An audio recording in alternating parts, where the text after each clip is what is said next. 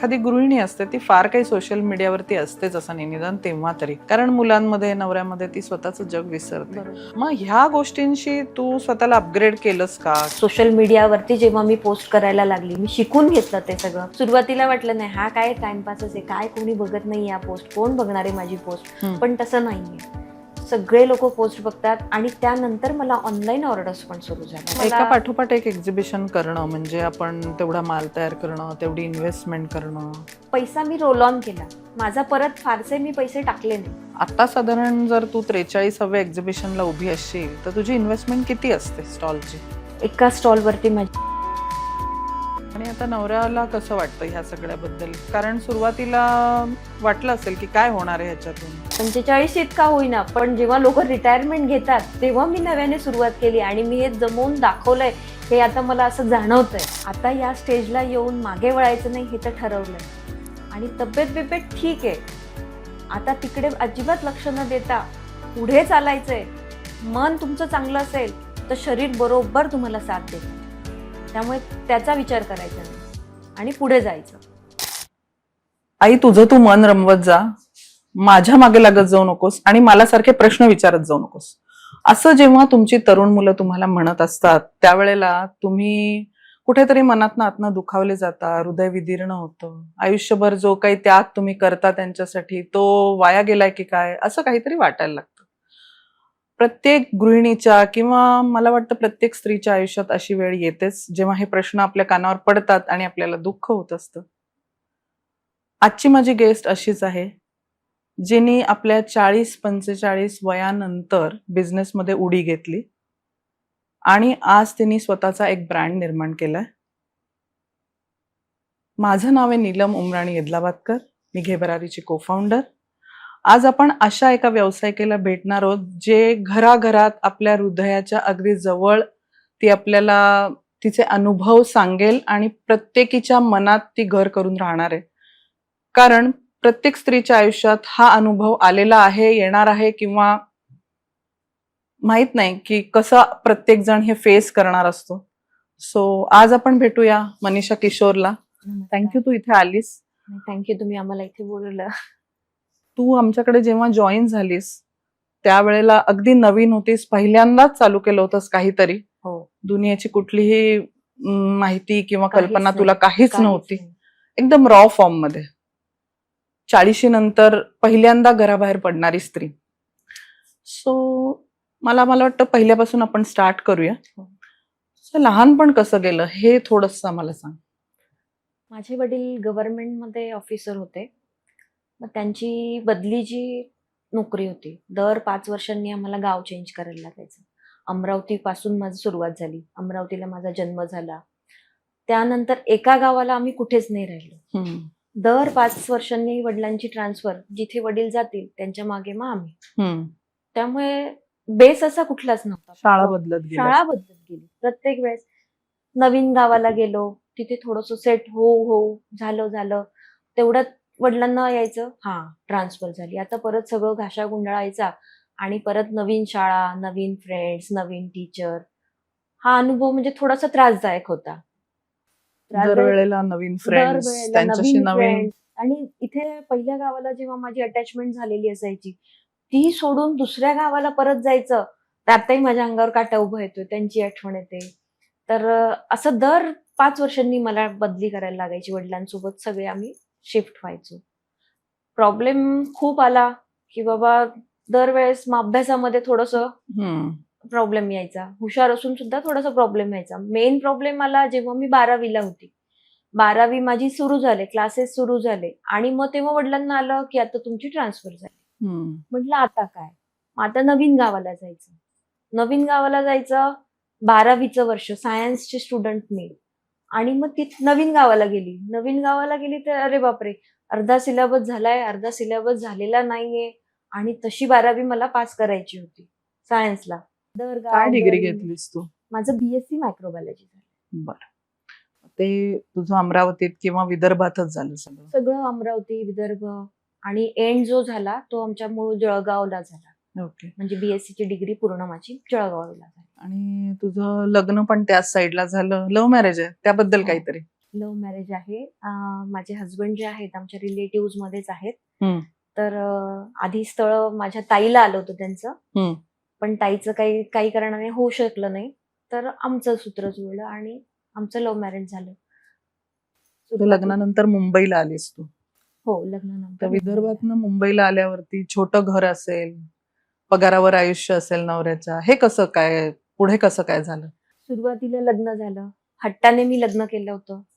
विरोध आणि- होता घरच्यांचा? हो, थोडाफार विरोध होता. होते रिलेटिव्हच, पण थोडाफार विरोध होता की नको बाबा असं वगैरे. तर जसं घर बघितलं, लग्न होऊन नवीन मी जे घरात गेली, पत्र्याचं घर होतं. अगदी हाईट अशी एवढी होती की मी हात लावलं तर त्याचा टच होईल एवढी हाईट होती. ना मला सिलिंग फॅन लावायला सुद्धा तिथे हे नव्हतं. आणि खूप वाईट वाटलं की अरे असं कसं, पण म्हटलं नाही, प्रेम केलंय पूर्ण तर करायचंच आहे.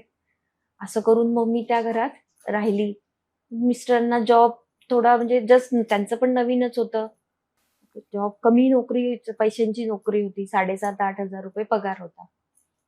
मग आता काहीतरी आपण केलं पाहिजे. नवीन नवरी आलीये, काहीतरी केलं पाहिजे. म्हणून मग मी क्लासेस, आमच्या बाजूलाच क्लासेस होते. तिथे मी जॉईन झाले आणि क्लासेस सुरू केलं. क्लासेस सुरू केलं, 8-15 दिवस क्लासेस सुरू केले असतील. हम्म. तेवढ्यात कळलं की प्रेग्नन्सीचा रिपोर्ट माझा पॉझिटिव्ह आलाय. हम्म. तरी 2-4 दिवस प्रयत्न केला की नाही आपण करूया हे, करूया. काही नाही, नॉर्मल हम्म, बायका सगळं प्रेग्नन्सीमध्ये 9 महिन्यापर्यंत करतात, आपल्यालाच काय, आपण पण करूया. पण मला प्रॉब्लेम्स यायला लागले. मग डॉक्टरांनी सांगितलं की तुम्हाला बेड रिडन राहायला लागेल, तुम्हाला हालचाल पण नाही करता येणार, असे थोडेसे क्रिटिकल होती प्रेग्नन्सी. त्यामुळे मग सगळं सोडून हेच म्हणजे घरातच बाळ होते. कसं प्रीमॅच्युअर झालं, नॉर्मल हो, झालं एवढं कसं काय? करून 7व्या महिन्यात मला जॉन्डिस झालेला. तो पण ओके. फार क्रिटिकल फेज होता माझ्यासाठी. मग बाळाला काय होईल का आतमध्ये, जॉन्डिस एवढा सिव्हिअर आहे, ताप होता. पण मग ते व्यवस्थित झालं. बाळ शेवटी प्रीमॅच्युअरच झाली. 8व्या महिन्यात मग मला माझी पहिली मुलगी झाली. ओके. आणि अशी प्रीमॅच्युअर बेबी झाली की मला वाटतं आया थोड्या इमोशनल असतात, हो, आणि त्या भरात तू 10 वर्ष तुझी सगळी मुलीला दिलीस. पूर्ण. तर तो काळ कसा काय काढलास तू? ही प्रीमॅच्युअर होती, त्यामुळे अगदी छोटीशी तिला सांभाळायचं, त्याच्यातच माझा पूर्ण वेळ जायचा. आणि असं म्हणतात की बाळ 1.25 महिना रडतं बाई, 2 महिने रडतं. ही सलग रडतच असायची. दिवस रात्र तिला बिचारीला काही त्रास होत असेल, तिचं रडणं, त्यामध्ये मी अक्षरशः पार गेली होती. मग नोकरी बिकरी काय बिझनेस वगैरे हा तर डोक्यात प्रश्नच नव्हता. म्हणजे फक्त तिचं क्लासेस ट्युशन्स होते तेही काहीच बंद नाही, झालं. सगळं बंद झालं. हम्म. आणि काही करायचं म्हटलं तर शक्यच नव्हतं, कारण की तिला माझं ते महत्वाचं होतं माझ्यासाठी. मग त्यामुळे मी काहीच केलं नाही. आणि तिच्या मागेच तिची शाळा चालू झाली. मग हळूहळू मग ती मोठी झाली. मग आम्ही क्लासेस असतील, ग्राउंड. मग तर नाही, ती जेव्हा ज्युनियर सिनियरला आली, मग तिचा अभ्यास घ्यायला लागायचा. मग मी तर अभ्यास हिचा घेते, एकटीला घेऊन बसते. पण डोक्यात होतच की अरे आपण एवढं नाही म्हटलं तरी BSc मायक्रोबायोलॉजी झालंय, काहीतरी तर करायला पाहिजे. म्हणून क्लासेस चालू केले की मग 2 मुलं मग येऊन बसतील. मग असं क्लासेस घेत घेत 2चे 4 झाले, 4चे 40 कधी झाले मलाच कळलं नाही. मग मी ट्युशन्स घ्यायची, चांगले चालायचे.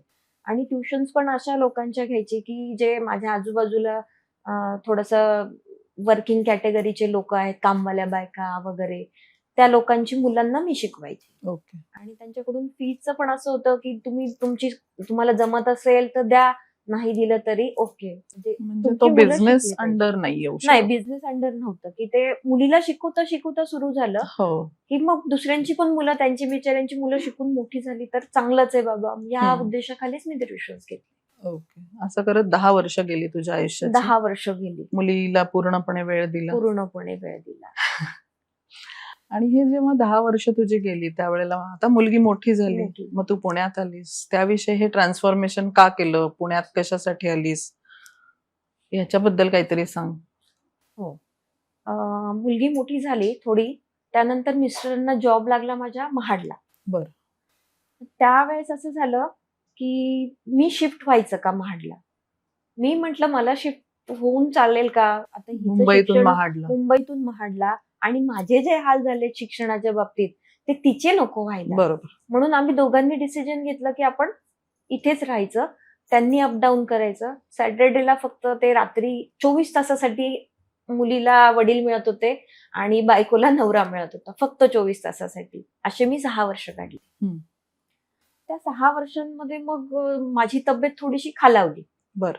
की मला काय माहिती, असं एकटीला असं वाटायचं की अरे माझ्यावरच सगळं आहे मला. आणि मुलीला बाप मिळत नव्हता त्यावेळेस, म्हणजे पप्पा पप्पा पप्पा. मग त्यामुळे थोडंसं आम्ही दोघी थोड्याशा इमोशनल झालो होतो त्या पिरियडमध्ये. मग त्यानंतर मुलगी जेव्हा माझी 10वी झाली, 12वी झाली, आता ग्रॅज्युएशनला मग आम्ही ठरवलं आणि तुझी की मुलगी बोर्डात आली हो म्हणजे तिने खूप मोठं यश पण हो दाखवलं. हो हो 10वीला पण आणि 12वीला पण. हम्म. त्यामुळे म्हटलं मग तिचं पुढचं स्वप्न होतं की तिला जर्मनीला वगैरे असं काही जायचं आहे. हम्म. तर म्हटलं मी एकटीला सोडलं तर मिस्टरांचा जॉब तर असा फिरतीचाच होता. बरोबर.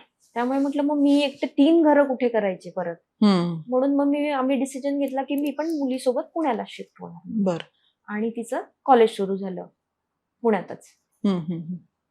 त्या काळात तुला असं आतून कुठून तरी खूप दुःख, एकटेपणा यांनी डिप्रेशन आलं असं म्हणालीस तुम्हाला. हो.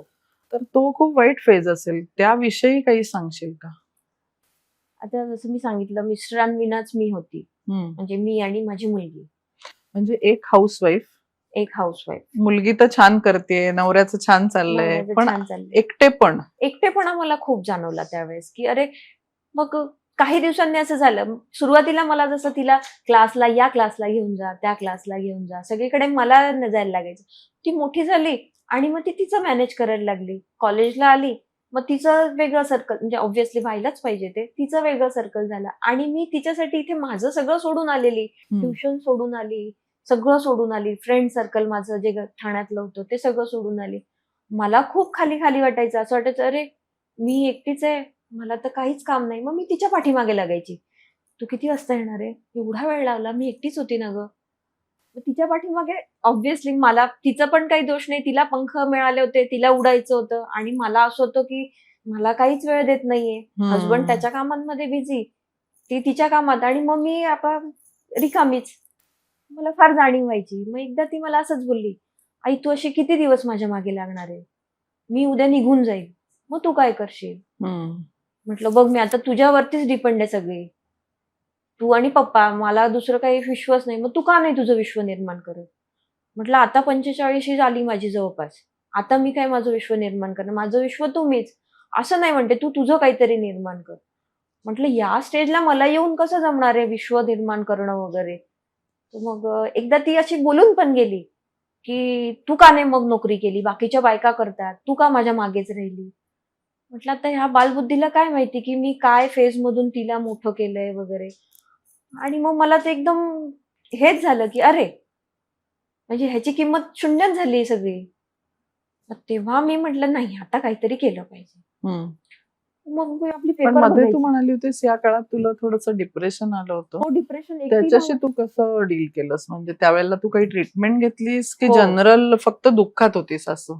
नाही, मला दुःखामुळे मग मला ते अटॅक्स वगैरे यायला लागले होते. नंतर मी घरातच बेशुद्ध वगैरे पडायला लागली. मग डॉक्टरांकडे येऊन जाऊन काहीतरी आजार पण निघायचं. 4-6 महिने गेले की कधी माझं अॅनिमिक होऊन जायची, कधी काहीतरी मायग्रेनचा अटॅक यायचा. त्यामुळे मग मी अक्षरशः बेशुद्ध व्हायची आणि घरी कोणीच नसायचं. ना मुलगी तिच्या कामांमध्ये बिझी असायची, हसबंड त्यांच्या कामांमध्ये बिझी.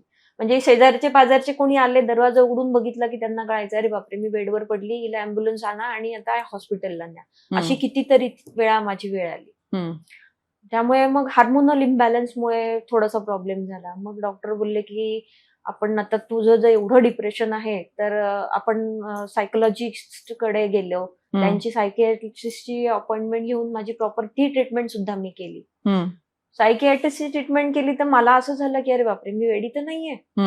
मला म्हणजे जनरली असंच होतं की सायकियाट्रिस्ट कडे गेली म्हणजे ही वेडी. पण मग त्या मला डॉक्टर बोलले की हे वेडं नाहीये, तुझा एकटेपणा आहे, त्यामुळे तू इमोशनल आहेस म्हणून तुला हा त्रास होतोय, ही जनरल केस आहे, हल्ली सगळ्यांच्याच बाबतीत होतो. असं करून माझी ती ट्रीटमेंट पार पडली. आणि मग तिथून मी ठरवलं की पुण्याला आल्यावरती आता मुलगी जेव्हा बोलली, मी ठरवलं म्हटलं आता काहीतरी करायचंय. पण ठरवून काय फायदा, मला कोण उभं करणार आहे मार्केटमध्ये, मला जॉब मिळणार आहे. आता मायक्रोबायोलॉजीशी संबंध माझा 25 वर्ष झाले सुटला. आता मला कुठे जॉब थोडी मिळणार होता, म्हणजे जॉब मिळाला असता शोधणं वगैरे ते मला फार म्हणजे कठीण वाटलं. मग आता काय करायचं? मग मुलीने आयडिया दिली की आई तू ना आमच्या कॉलेजमध्ये असं असं फेस्ट असतं, तर असं असं ज्वेलरी बनवतात बघ, मण्यांचे ब्रेसलेट्स वगैरे. म्हटलं ठीक आहे, बघू करून. मिस्टरांना सांगितलं, कशाला, तुला काय कमी आहे? म्हणजे पैसा. युजली हे असं असतं की आता हा. सगळं सुख आहे, मुलगी शिकली, नवऱ्याचं हा. सगळं चांगलंय, घरदार आहे, तर ह्या बाईला सुख दुखतंय का? हा, हा घरात एक- बसून हिला काय टोचतं, हा. पण घरात जो राहतो ना त्याला माहिती त्याला असतं की घर किती खायला उठतं. म्हणजे हम्म. कामं आपली काय पटापट असतात, मेड्स हो. येतात, सगळं करून जातात. मग म्हणजे मोकळ्या वेळात करायचं काय? नाही, आणि इव्हन घरी कामं जरी भरपूर केली ना तरी ती तासाभरात उरकत असतात, हा, ती तुम्ही तासाभरात दिवसभर करू नाही करू नाही शकत. शकत. एका पॉइंटला कुठेतरी ते एकटे पण येतच. हा, मग तू ज्वेलरी क्लासेस केलेस अशा वेळेला? हो, मग मी ज्वेलरीचे क्लासेस पुण्यातच केले. पुण्यात हम्म. होते, काही ऑनलाईन केले, काही ऑफलाईन जाऊन शिकून घेतलं. म्हटलं जर करायचं तर आपल्याला थोडंफार त्यातलं नॉलेज हवं. हम्म. बरेचसे मग 2-4 इकडून 2-4 तिकडून असं युट्यूबचे चॅनल्स बघून बऱ्यापैकी मग त्यात मी स्वतःला आधी अपग्रेड केलं की नाही ते काय असतं आधी बघून घेतलं. आणि मग ज्वेलरीच्या ह्याच्यामध्ये मी 4,000 रुपयाची इन्व्हेस्टमेंट करून, फक्त 4,000 रुपयांची इन्व्हेस्टमेंट करून सुरू केलं. म्हणजे त्यावेळेला तू 4,000 रुपयाचे बीड्स किंवा सामान आणलं सामान असशील? आणलं, हा, फक्त सामान, रॉ मटेरियल हा. आणलं. स्वतः घरी बसून मग बनवायचा प्रयत्न केला. कधी सुरुवातीला चुकलं, बनलं, मग नंतर छान मी बनवलं. मग जमायला शेजारी, लागलं. हा, जमायला लागलं. शेजारी पाजारी मग माझे जे होते त्यांना, मैत्रिणी झाल्या होत्या पुण्याच्या, त्यांना सांगितलं. म्हटलं अगं मी असा बिझनेस चालू करायचा विचार करते. मग ती म्हणते थांब मी येते बघायला. तिने बघितलं, फर्स्ट माझी ती कस्टमर झाली की हा, अरे छान बनवलं. म्हटलं मला वाटतं जमतंय का नाही जमत आहे. म्हणते खूप छान आहे. आणि तिने ऑन द स्पॉट माझ्याकडून 2-4 काय ब्रेसलेट्स घेतले. मे बी तिला मला एन्करेज करायला असेल किंवा तिला आवडलं, ते अजूनपर्यंत तिने सांगितलेलं नाही. आणि अशी माझी सुरुवात झाली. त्यानंतर माझी ठाण्याची एक मैत्रीण आहे, ज्योती म्हणून.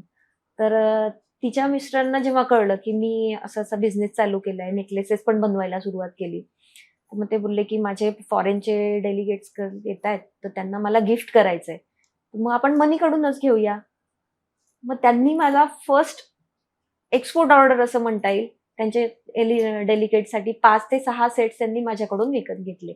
मग मला स्वतःची कमाई ती मला फार बरं वाटलं की अरे 2-3 हजार रुपये मला मिळाले, 4,000चं माझं मटेरियल आणि अजून एवढं उरलंय. म्हटलं आता काहीतरी करू शकतोय गड्या, काहीतरी प्रयत्न, आणखी काहीतरी हातपाय होतंय. हलवायला पाहिजे, काहीतरी चांगलं होतंय. असं करून मग एक्झिबिशन करायचं. सगळे बोलले की एक्झिबिशन मध्ये ठेवायचं. आता मला काहीच म्हणता काहीच नाही. एक्झिबिशन अटेंड भरपूर केले होते, पण ते त्या बाजूला, टेबलच्या त्या बाजूला ऍज अ कस्टमर म्हणून, या बाजूची काहीच आयडिया नव्हती. आणि मग मी ऍज अ विचारलं बऱ्याच लोकांना, कुठे एक्झिबिशन्स आहेत, कसं तिथे अप्रोच करायचं वगैरे. मग काही पत्ता लागत नव्हता, म्हणजे कळत नव्हतं कसं करायचं. मग ताई माझी ठाण्याला असते, तिने तिचं एक्झिबिशन, ती जनरली करायची एक्झिबिशन, तर ती बोलली की अगं मी करतेय, तर तू ये म्हणते मग ठाण्याला तुझी ज्वेलरी घेऊन आणि आपण करूया एक्झिबिशन. म्हटलं किती रेंट होतं? हा, तेच मी तिला विचारलं किती रेंट आहे. म्हटलं 6,000. म्हटलं बाबा तेवढी तर माझी इन्व्हेस्टमेंट पण नाहीये, तर आता काय करायचं? मग आपण शेअरिंग मध्ये करूया म्हणते. आणि मग मी शेअरिंग मध्ये सुरू केलं. कसा होता एक्सपिरियन्स? फर्स्ट एक्सपिरियन्स माझा खूपच छान होता. जसं की मला फ्रेंड्सनेच वर आणलं असं म्हणता येईल. तीच फ्रेंड जिने माझ्याकडून 5 सेट घेतले होते, ती फ्रेंड्स आणखी फ्रेंड्सला सगळ्यांना घेऊन आली आणि बऱ्यापैकी त्यांनी शॉपिंग केली माझ्याकडे. म्हणजे असं म्हणतातच की मैत्री अशाच वेळेला कामी येते, अशाच वेळेला जेव्हा कामी येते. दुःखाच्या वेळेला माझ्यासाठी तर तीच खरी मैत्री. खरंच. आणि चांगला सेल झाला? हो, छान सेल झाला. म्हणजे फ्रेंड सर्कलने तर घेतलं, पण कस्टमर्सने पण खूप छान रिस्पॉन्स मिळाला मला. चांगले रिव्ह्यूज वगैरे? चांगले रिव्ह्यूज वगैरे. फर्स्ट एक्झिबिशन मध्येच मला अगदी छान मिळालं, त्यामुळे मला फार बरं वाटलं, खूप आनंद. मग असं घे भरारी जॉईन करायच्या आधी किती एक्झिबिशन केली असेल, छोटी मोठी मिळून टोटल? घे भरारी जॉईन करायच्या आधी जवळपास मी 20 ते 25 एक्झिबिशन केली, बरं. छोटी मोठी. कसे अनुभव होते ओव्हरऑल त्या सगळ्यांचे? साधारण एनकरेजिंग होतं सगळं? एनकरेजिंग होतं म्हटल्यापेक्षा मला शिकायला मिळालं त्याच्यामधून की काय नवीन आणखी मला करता येईल, कस्टमरची मागणी काय आहे, बेस माझा काहीच नव्हता, कारण ज्वेलरीचा हम्म. 2-4 क्लासेस केले तेवढंच, किंवा मी युट्यूब वरून मी ज्ञान मिळवलं तेवढंच. पण आणि युट्यूब वरून एक तुला प्रश्न विचारायचा आहे, जेव्हा एखादी गृहिणी असते ती फार काही सोशल मीडियावरती असतेच असं नाही, निदान तेव्हा तरी, हो. कारण मुलांमध्ये नवऱ्यामध्ये ती स्वतःच जग विसरते. बरोबर. आणि मग अचानक जेव्हा ती बाहेर पडणार आहे त्यावेळेला तिला सोशल मीडिया म्हणजे फेसबुक नाही माहिती, इंस्टाग्राम नाही माहिती, व्हॉट्सअप बिझनेस किंवा काहीच नाही माहिती. मग ह्या गोष्टींशी तू स्वतःला अपग्रेड केलंस का, किंवा कसं केलंस? अपग्रेड केलं, नक्कीच. मला इंस्टाग्रामचं अकाउंट सुद्धा ओपन करता येत नव्हतं. मुलीला सांगितलं मला इन्स्टाचं ओपन करून दे, मग तिने ओपन करून दिलं. पोस्ट करायची काहीच माहित नव्हतं, काहीच नाही. लिटरली जेव्हा एक्झिबिशन सुरू झाले माझे, तेव्हा जेव्हा ते इंटरव्ह्यूजला येतात, तेव्हा मी आपली काहीतरी कामाचं निमित्त करून टेबलच्या खाली शिरायची. म्हणजे मला काही प्रश्न विचारू नका, मला बोलता येणार नाहीये, मला जमणार नाहीये, तुम्ही पुढे जा, माझा सेल झाला तर झाला, नाही झाला तर झाला, अशा बेसिसवर माझी सुरुवात झाली. आणि मग नंतर कळलं त्याचं महत्व, की नाही त्याचं महत्व आहे. नेट सोशल मीडियावरती जेव्हा मी पोस्ट करायला लागली, मी शिकून घेतलं ते सगळं. सोशल मीडियावर पोस्ट करायला लागली, घे भरारीच्या पेस्टवरती मला पोस्ट करायला लागली. तेव्हापासून सुरुवातीला वाटलं नाही हा काय टाइमपासच आहे, काय कोणी बघत नाही या पोस्ट, कोण बघणार आहे माझी पोस्ट. पण तसं नाहीये, सगळे लोक पोस्ट बघतात. आणि त्यानंतर मला ऑनलाईन ऑर्डर्स पण सुरू झाल्या छानपैकी. त्यामुळे साधारण केव्हा घे भरारी जॉईन केलंस तू? 2024 मध्ये मी जॉईन केलं. जॉईन केलं म्हणजे फेसबुक ग्रुप जॉईन केलंस? हो, 2024 मध्ये मी फेब्रुवारी 2024 ला मी फेसबुक ग्रुपला जॉईन झाली. आणि माझं फर्स्ट एक्झिबिशन होतं जून मध्येच, विले पार्लेचं, म्हणजे अंधेरी. हो बरोबर. कसा एक्सपिरियन्स होता पहिला जो काही होता तो? थोडीशी भीती होती की आपण एवढे इन्व्हेस्ट करतोय, कारण रेंट भरलं असशील तू बऱ्यापैकी. रेंट भरलं होतं, मग थोडीशी भीती होती, कारण की जनरल मी जे एक्झिबिशन केले त्याचे 10, 5, 7 असे. पण मग रेंट भरायची भीती नाही वाटली का एकदम एवढं असं? हो वाटली, एवढं जायचं होईल का सेल. पण घे भरारीचं नाव मी ऐकलं होतं की नाही इथे सेल होतोच होतो. त्यामुळे मग मी म्हटलं नाही, मला करायचं तर मोठं करायचं, म्हणजे हे करून झालं, आता एक स्टेप आणखी अहेड गेलंच पाहिजे. तिथेच राहिलं तर मग मी परत बॅक फुटवर जाईल किंवा काय, अशीच मला भीती होती. म्हणून म्हटलं करायचं एक्झिबिशन तर आता घे भरारीच करायचं. अप्रोच करून मला जेव्हा मिळाला तेव्हा मी अशी उडी मारली की येस, मला घे भरारीचं एक्झिबिशन मध्ये पार्ट मिळाला. खूप आनंद झाला होता त्यावेळेस मला. आणि माझं जे पहिलं एक्झिबिशन होतं घे भरारीचं असं होतं की म्हणजे त्यावेळेस एवढा चांगला सेल झाला नव्हता, पण माझा त्यावेळेस खूप छान सेल झाला होता ज्वेलरीचा. म्हणजे इतरांचा नव्हता, इतरांच्या कंपॅरिझन मध्ये. सगळे म्हणून आमचं तर झालंच नाही, म्हटलं अरे माझा तर चांगला झाला. पण मग मला खूप सुंदर अनुभव मिळाला आणि तेव्हापासून मग मी मागे वळून नाही बघितलं. म्हणजे तू त्यानंतर घे भरारीची एक्झिबिशन करत गेलीस? हो, मी आता मला बरेचसे कॉल्स पण येतात की दुसरे एक्झिबिशन आहे, पण म्हटलं मी फक्त घे भरारीचेच एक्झिबिशन करते. आतापर्यंत माझे 43 एक्झिबिशन झाले नॉनस्टॉप. ओके.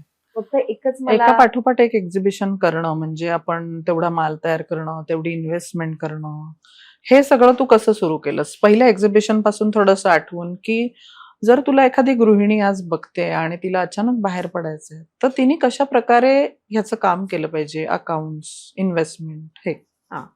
मी जेव्हा सुरू केलं तर पैसा मी रोल ऑन केला. माझा परत फारसे मी पैसे टाकले नाही, तेच मी रोल ऑन केले. आणि स्वतःचे माझे प्रॉडक्ट्स मी स्वतः बनवायची. त्यामुळे कमी रॉ मटेरियल मध्ये माझ्या मेहनत असायची की ते मी घरीच बनवायची, रात्रंदिवस बनवायची. बाहेरची ज्वेलरी अशी नव्हतीच. म्हणजे जर मी 100% माझी ज्वेलरी असेल तर 90% ही माझी हँडमेड ज्वेलरी असायची आणि 10% फक्त मी आउटसोर्स करायची. आणि त्यातूनच माझं पुढे पुढे मी येत गेली. म्हणजे तेव्हाची इन्व्हेस्टमेंट समजा आपण म्हणून सुरुवातीला 4,000 रुपये जीने टाकले, आता साधारण जर तू 43व्या एक्झिबिशनला उभी असशील तर तुझी इन्व्हेस्टमेंट किती असते स्टॉलवरती? एका स्टॉलवरती माझी 8 ते 10 लाखाची इन्व्हेस्टमेंट असते. इथपर्यंत तू आलीस. यामध्ये तू कोणाकडून, नवऱ्याकडून पैसे घेतलेस का? हो, घेतले होते. म्हणजे अधून मधून तू लागेल तशी लोकांची मदत घेतलीस? काही कर्ज वगैरे घेतलंस का? नाही, कर्ज वगैरे मी तोच पैसा रोल ऑन केला आणि त्यातच खेळली. त्यातच केलं सगळं. आता ह्या जी काही इन्व्हेस्टमेंट असते आणि जे सेल करतेस, ह्याचा तुला अनुभव काहीच नव्हता. तू काहीच नाही. घरातनं बाहेर पडलीस काहीच तर नाही. सेल करण्यासाठी, स्टॉलवर उभं राहण्यासाठी तू स्वतःमध्ये काय काय बदल केलेस की घरात असणारी गृहिणी वेगळी आणि आता ती बाहेर उभी आहे लोकांसमोर, अनेक अनुभव येतात कस्टमर्सचे, तर ह्याच्यात तू कसं स्वतःवरती काम केलंस? सुरुवातीला तर काहीच माहित नव्हतं, त्यामुळे कसं विकायचं इथून सुरुवात होती. कुठला क्लास त्याचा तर नसतोच, आणि डायरेक्ट प्रॅक्टिकलच करायला घेतलं हम्म. डायरेक्ट. आणि मग कस्टमरशी डील करताना माझी ज्वेलरी त्यांना आवडू लागली. मग मला ते छान वाटायला लागलं. कोणी जेव्हा मग आपल्याला सांगतं की तुमची ज्वेलरी हा छान आहे हे, मग मी सांगायची त्यांना की हे मी स्वतः बनवलंय. मग त्यातून मला आणखी हुरूप येत गेला आणि आणखी आणखी मी पुढे जात गेली. सो एखादी गृहिणी जेव्हा असते ती घरी असते, तिचं नॉर्मल रुटीन असतं, त्याच्यातनं तिच्यामध्ये कुठली स्किल डेव्हलप झालेली नसतात. पण जेव्हा ती अचानक बाहेर पडते, एखादा बिझनेस करायला लागते, त्यावेळेला सगळी स्किल्स तिला यावी लागतात. बरोबर. सो हे ओव्हरनाईट तर होत नाही. ह्याच्यामध्ये नाही. तू काहीतरी स्वतःवर काम केलं असेल, काहीतरी डेव्हलप केलं असेल. तर ज्या गृहिणी आज तुला हे ऐकतायत त्यांच्यासाठी काहीतरी गाईडलाईन देणार, तू कसं केलं असेल हे स्वतःमध्ये सगळं? सुरुवातीला जेव्हा एक्झिबिशन्स होते, मी आपल्या नॉर्मल कपड्यांवरती आपली जायची. वर्ष कधी ब्युटी पार्लरचं कधी तोंड नव्हतं बघितलेलं, मेकअपचं काही बघितलेलं नव्हतं.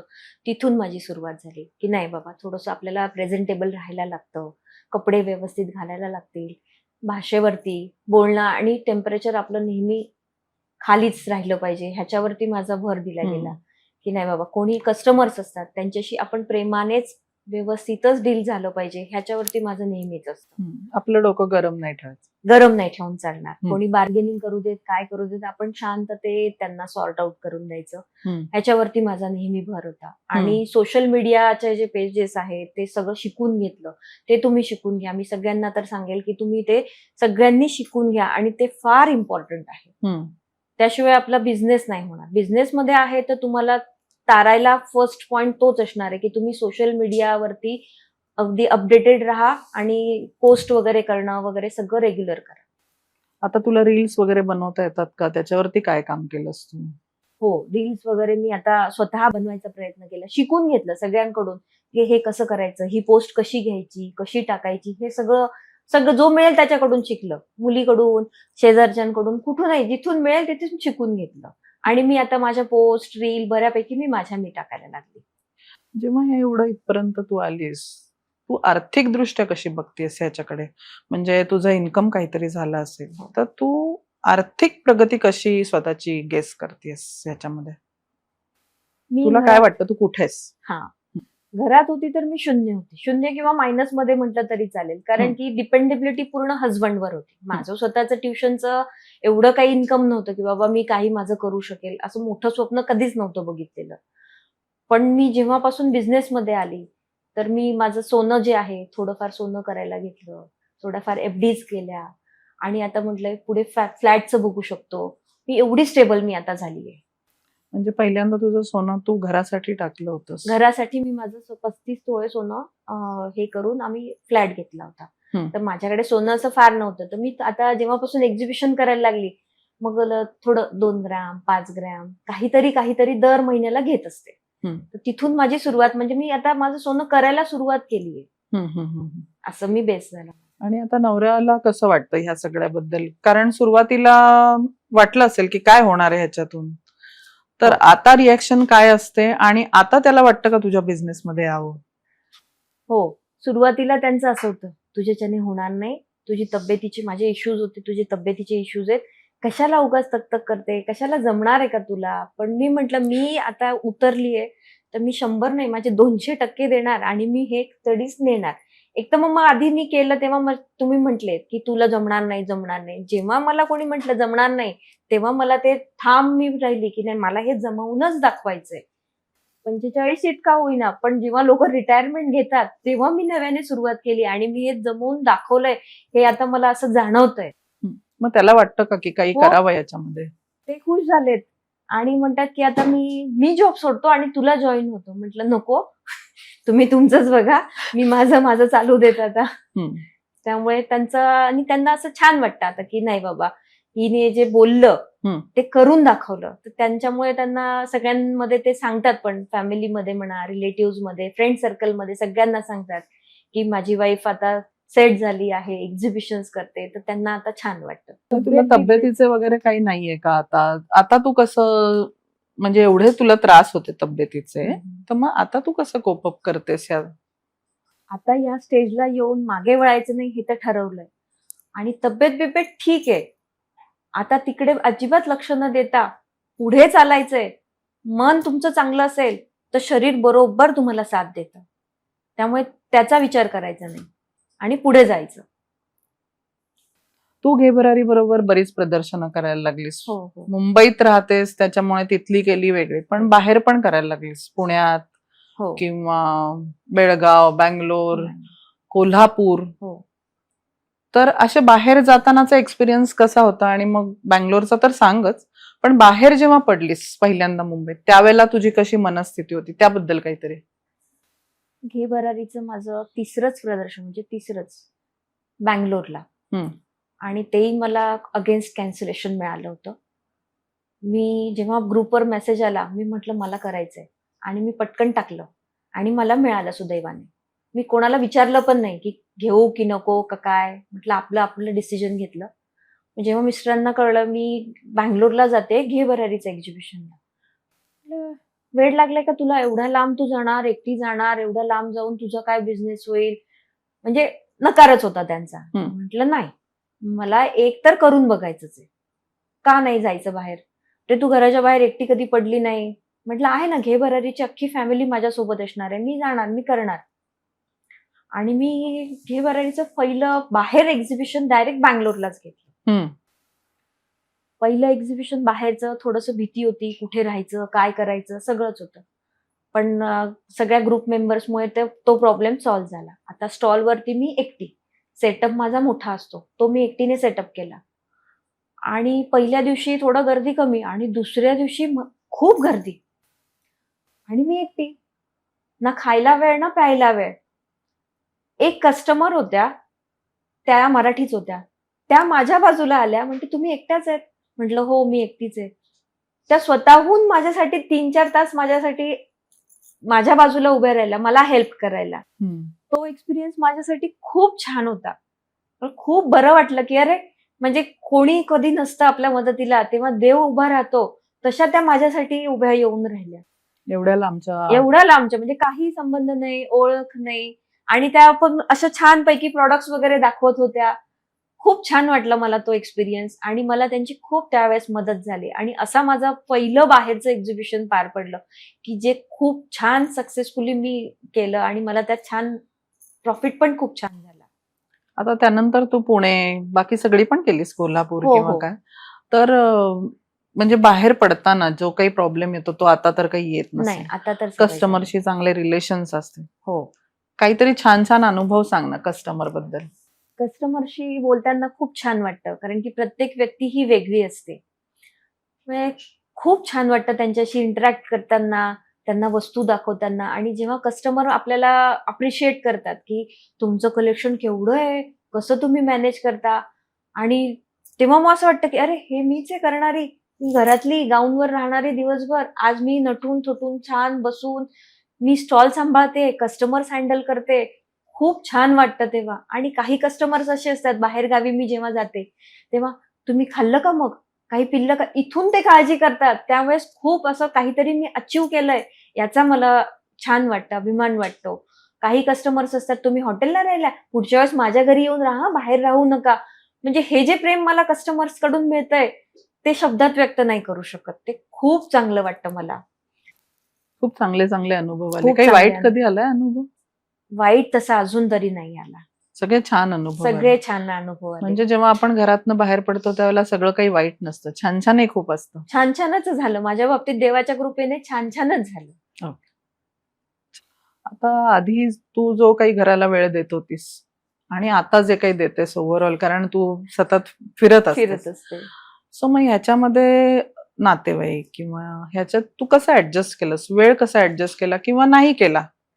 नाही केला मी. खरं म्हणायचं तर मी कोणासाठीच आता वेळ काढत नाही, कारण की त्या फेज मधून जेव्हा मी आलीये, ज्या डिप्रेशन मधून मी आलीये, तेव्हा मी आता ठरवलं की मी जे काय करणार ते फक्त माझ्यासाठी, माझ्या टर्म्स वरती माझं लाईफ असणार आहे. आता मी ना मुली प्रेम आहे, आपुलकी आहे, सगळं आहे. पण जी जाणीव तेव्हा झाली होती ना मला, की शून्य जो झाला होता, त्यामुळे मग मी आता असं ठरवलं की नाही, आता फक्त माझ्यासाठी मी वेळ मला मिळाला तर मी तुम्हाला देईल. हम्म. आता तुम्ही ऍडजस्ट करा. मी अशा टर्म वरती ती बाजू मी उलटी केली आता, हम्म. की तुम्ही आता मला वेळ द्या, बघा आता माझी वाट बघा. हम्म. मी ह्या टर्म वरती आलेली आहे आता. हम्म. त्यामुळे मग घरामध्ये थोडंसं दुर्लक्ष होतं. हसबंडची थोडीशी चिडचिड होते, बंद कर बंद कर. म्हटलं आता नाही सोडणार. दुखावली गेली ती माझी मैत्रीण, हम्म. की जिने मला सुरुवातीला सपोर्ट केला, हम्म. तर ती दुखावली गेली माझ्यामुळे, की तू म्हणी मला पूर्ण वेळ देणारी, आता मला वेळ देत नाही. पण म्हटलं मला थोडा वेळ दे. एकतर मी खूप लेट सुरू केलंय, तर मला थोडा वेळ दे. तर मी तिला पॉडकास्ट थ्रू पण सांगेल की ज्योती मला थोडा वेळ दे, मी आहे तुझ्यासाठी. म्हणजे थोडक्यात की एक पॉइंट असा येतो की आपल्याला स्वतःसाठी पण जगावं असं वाटतं, बरोबर आहे? हो, मला फक्त आता माझी स्वार्थी झाली आहे मी. हम्म. मला माझ्यासाठीच जगायचं, कारण की मी एवढे वर्ष सगळ्यांसाठी जगून माझी किंमत जी होती, तू काय कुठे काय करते, हम्म. तू घरातच तर असते. हम्म. मग आता मला परत ते जायचं नाहीये मागे, मला बरोबर. पुढे पुढे जायचंय. यासाठी जिद्द लागते हो, माणसाला, जिद्द लागते. बरोबर आहे. हे जे आता घरातली कार्यक्रम आहेत, हे सगळं सोडून तू आता हे सगळं करतीस हो. आणि घरातल्या सगळ्यांशी आता तू म्हणजे त्यांनी ऍडजस्ट केलंय असं आपण म्हणूया. असंच म्हणेल मी. अशा सगळ्या असंख्य बायका आहेत आपल्या भारतात, तर असंख्य बायका आहेत ज्या मुलांसाठी त्याग करणं हा प्रायोरिटी समजतात आणि स्वतःला ती प्रायोरिटी देत नाही. खरं तर ती द्यायला हवी आहे, पण ती दिली जात नाही किंवा आपण देत नाही किंवा महत्व स्वतःला घ्यायचं हे आपल्याला शिकवलेलंही नाहीये मे बी. बरोबर. सो अशा बायकांना तू काय सांगशील?